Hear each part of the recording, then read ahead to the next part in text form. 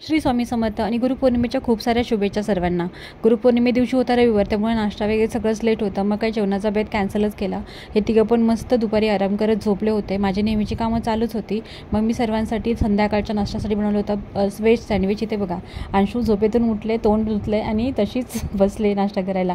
बाहेरून भेळ आणली होती, खारे शेंगदाणे होते आणि बघा इथे मस्त असं शेंगदाणे भेळ आणि सँडविचवरती मस्त असे ताव मारतात की। आणि कॉफीचा बेत होता, तर माझ्याहून ना कॉफी लागते, पण ती गुळाची। चहा पण कधी बनवला तर तो गुळाचा। सागरेचा चहा आणि कॉफी अजिबात आवडत नाही मला। कॉफी फारशी आवडत नाही, त्याच्यामुळे माझ्यासाठी थोडीशी बनवली होती आणि त्याच्यासाठी मस्त कब्बर बनवली होती। आणि मग आम्ही कॉफी वगैरे पिली। मी संध्याकाळचं जेवण पण बनवून रेडी ठेवलं होतं।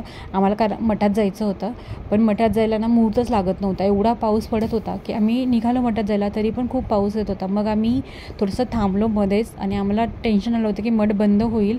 इथे बघू शकता खूप गर्दी आहे। आम्ही 9 वाजता मठात पोहोचलो आणि ते बरोबर स्वामींचं दर्शन आहे ना, ते त्यांनी बंद केलं होतं आणि पडदा ओढला होता। पण ते नंतर 15-20 मिनिटानंतर पडदा परत ओपन करून स्वामींचं दर्शन घेता येतं आपल्याला। तर आम्ही परत मग तिथे 15-20 मिनटं नामस्मरण करत मस्त बसलो। खूप गर्दी होती, खूप म्हणजे खूप गर्दी होती, कारण त्या दिवशी गुरुपौर्णिमा होती आणि स्वामी खूप लोकांचे गुरु आहेत। तर फायनली आम्हाला पडदा ओपन झाला आणि स्वामींचं दर्शन भेटलं। ते स्वामींचं रूप आहे ना, ते अतिशय मनमोहक होतं। डोळ्यात असं बसलं होतं ना की तिथून निघावंसं वाटत नव्हतं। तरी ते बघा, सर्वांचीच घाई उडाली होती स्वामींचे फोटोज वगैरे घेण्यासाठी, व्हिडिओ काढण्यासाठी। आणि इथे त्यांची शेजारतीची वेळ झाली होती, त्यामुळे त्याची तयारी चालली होती। मग आम्ही इथून मस्त स्वामींचं दर्शन घेतलं आणि घरी आलो। मस्त जेवणाचा बेत केला होता। भरली भेंडी होती, रस्सा भाजी होती, ग्रीन चटणी होती, डाळ भात होता, तळण होतं आणि भाकरी होती।